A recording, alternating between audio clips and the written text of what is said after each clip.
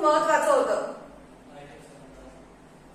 खूप सारे गोष्टी जसं देहबोली किंवा नजरेला नजर भिडून बोलणं किंवा सराव करणं, न घाबरता बोलणं, तर या सगळ्या गोष्टी आणि ज्या तुम्ही मोटिवेशन जे केलं त्यातून सुद्धा मला खूप काही शिकायला मिळालं.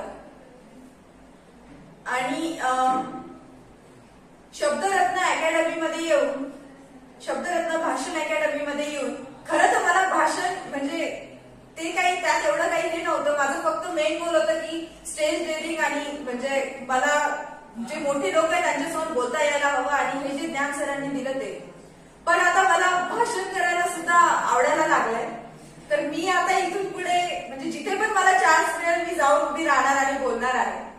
आणि इथून पुढे मी सगळ्या वक्तृत्व स्पर्धेत सुद्धा भाग घ्यायचा ठरवलाय, कारण मला भाषण आवडायला लागलंय. आणि असे